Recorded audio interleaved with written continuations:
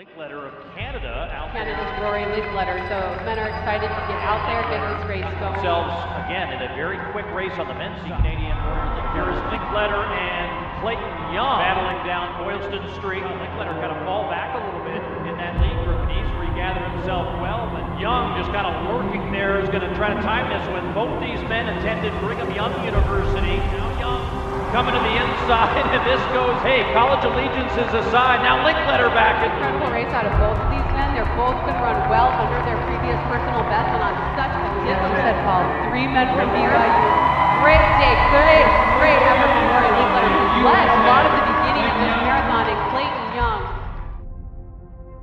I remember thinking to myself at around halfway when I was leading that no matter what happened in the second half, that I would be pretty proud of myself for the effort I had already put forward, putting my neck out there, being bold, being brave, being strong, and feeling good up until that point with the best in the world.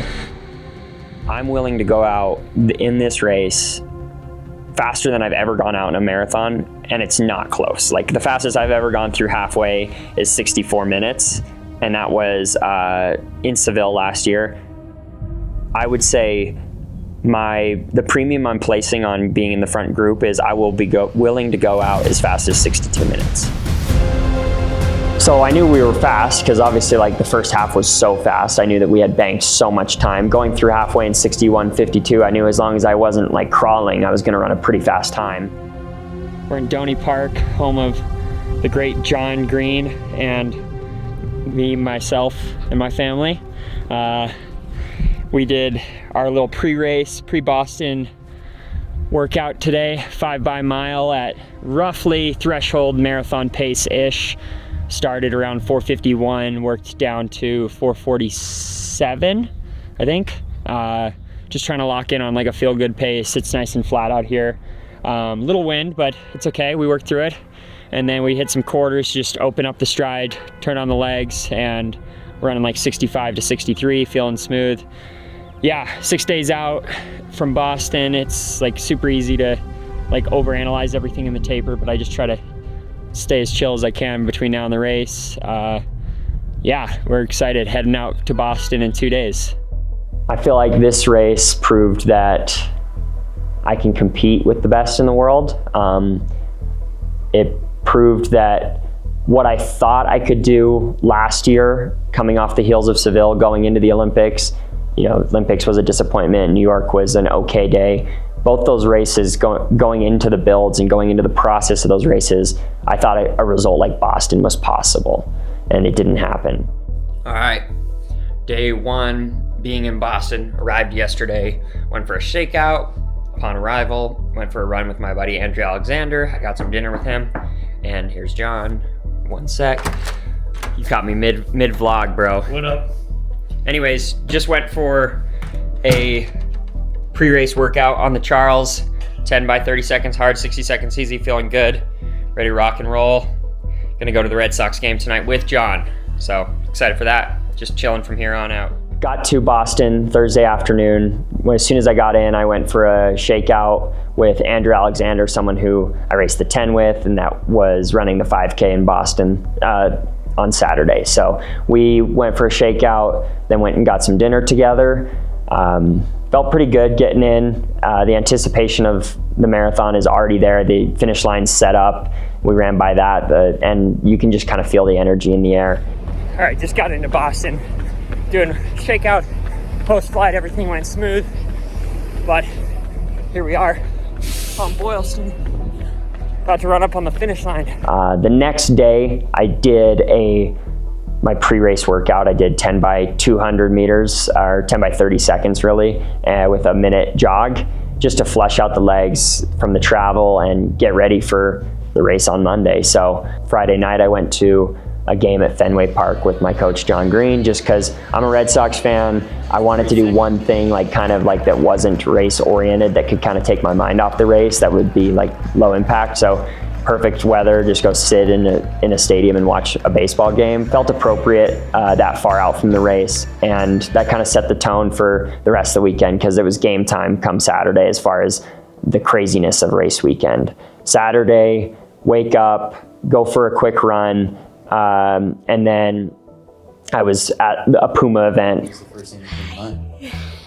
Once I got to the river, it was smooth, and then I was able to get back the easy way. I didn't have to go, all right, working the fall, so I'm just a hilly marathon guy. And then after the PUMA event, I had like about an hour 45, 2 hours till I was asked to do a appearance at the finish line for like fans that are like, a lot of fans will go up to the finish line and get their photos in front. So we did like 4 or 5 of the pros at a time. We're going out to the finish line to meet people and, you know, sign autographs or whatever, talk to fans, interact. It's something that the BA likes to do. And that was fun, but it's also like time on your feet, time, social energy spent. So once that was over, I went into like, let's rest, let's eat. I'm on my carbo load. I'm trying to be as smart as I can and just chill out the rest of the weekend. So I go back to the hotel, relax, you know, eat a lot of food. And then Sunday morning comes, day before the race. I do my last minute, you know, shakeout jog, drills and strides. Finally here, right? Like that's the last piece of the puzzle, like training wise before the race. All I have to do at this point is eat a lot of food and stay off my feet and try to control my emotions and stay as relaxed as possible. My name is Jesse Prescott. I am the founder of the Robust Human Project, and I operate out of Flagstaff Fitness Company here in Flagstaff, Arizona. And I'm a Flagstaff native, been here my whole life. I've been working with Rory for about 2 years now. You know, started for his Olympics build, and we got him to the Olympics. That was the ultimate goal. And so we started his build, you know, right after the Olympics. And the way that we do that is we do 3 6-week cycles generally. So the first one focuses on all the connective tissue, making sure that's nice and strong so you don't get injured, because that's where most injuries happen. And then after that, we work on a cycle called tissue acquisition, where we just focus on acquiring as many tissues as we can in the body to create a more efficient path to failure. And so that's what makes me different than normal strength coaches, is I look at it through a manual therapy lens, specifically applied kinesiology, which figures out the muscle failures that are causing your pain, right? So that's an inefficient muscle failure. So we're trying to create efficient muscle failure so he has the most performance that he can get out of his body over the long duration of like a marathon, for an example. And then after that, we just go into a power cycle. So we can just give him as much power and energy as he can, as late into the race as he can. And so specifically this year, he was kind of flopping back and forth between longer stuff and shorter stuff. So then we were switching up that power cycle pretty consistently over the last couple months. So when he was doing like his shorter stuff, like getting his 10K PR, we worked really hard on making his power more explosive. And then when he was working on the longer races, we were using a lot more sleds to give him a lot more strength and give him a lot more endurance, specifically sled pulls, because especially in Boston, it's really hilly. And so usually that's what torches all these runners, is running downhill, because they don't train their quads in the front of their shins and stuff like that. So just making sure like his braking mechanisms were in place so he could run as fast as he can down hills without getting any kind of fatigue or anything like that. And obviously worked out really well. I haven't had a lot of time to talk to the camera and, you know, share how I feel. Today we are a day away from the Boston Marathon. It's Sunday. Just did my shakeout, technical meeting, bottle drop, all the, you know, checklist items for the day before the marathon. Now it's just eat and rest and take care of the mentals and be ready to give it everything on race day. So body feels pretty good. Mind feels pretty good.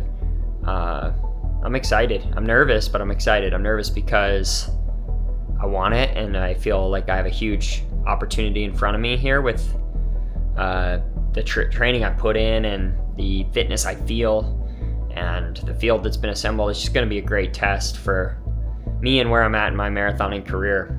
Yeah, it's just been all about fueling and carbo loading and all the little logistics that go into race weekend. I'm feeling especially grateful to be here, to be on the start line healthy and in a good position to give it my all and take advantage of this huge opportunity.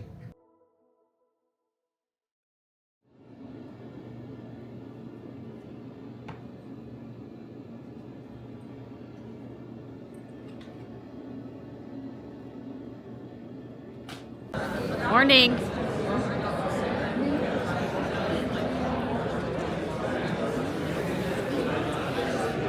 final thoughts? None. Go time. Then I wake up, it's race morning. That's when the nerves really kick in. That's when things get real. Get some breakfast, eat a bagel, kind of my normal standard routine. Then we go check in, get a gear check. They make sure you have all your stuff because we're getting bussed all the way out to Hopkinton. It's about an hour bus ride out to the start line, and that's game time. So just kind of trying to stay cool, stay calm, stay collected, and just trying to soak it in without getting caught up before the race even begins. Bye, Dad! Trying to race to victory here, and just like that, we are underway on the streets of Hopkinton. Runners in the world make their way 42+ kilometers will Boston, lead and them Mark all will be the way joining into the them heart of Boston here in the just a little bit. 2025 Thank you, Mark. Boston Marathon. Along those lines of like the risks that I said I wanted to take this year, I feel like I have given myself, with the training I've done, the opportunity to go into this race with a very high risk factor in the first half of the race. Boston is famous for its first half being mostly downhill, really fast, and then they throw a lot of crap at you in the middle of the race. Between miles 14 to 20, you're going to go through the Newton Hills, you're going to run up Heartbreak Hill, and then you're going to bomb down into the heart of downtown Boston, and you're going to have pretty smooth running all the way in. But the race is broken up to me in 3 sections. Linkletter of Canada out there alone on the far left. In fact, so far left as we lost him on screen there, as they've got themselves, again, in a very quick race on the men's side, and the women's race, where the men are still ahead of course record pace. Connor and Clayton have become the measuring stick for North American distance running. With the year that they had last year, going 1-2 at the trials in dominating fashion, going 8-9 at the Olympics, running a fast time on an incredibly hard course, and then backing it up with a 6-7 finish at New York. That was like a storybook year. Like they had 3 marathons in the year and they nailed all 3. And so they became the standard.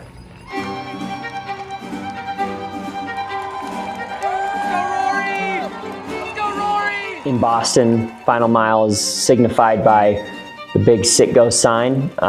You pass the sit-go sign and you have 1 mile to go. It's pretty iconic. Fenway's on your right, sit-go sign way up ahead. And at that point, I have Clayton, Young, and Tabello right in front of me. I don't know what place I'm in at that point. I just know that I'm inside the top 10, which was a big goal of mine, and that there's 2 guys right in front of me for me to go get.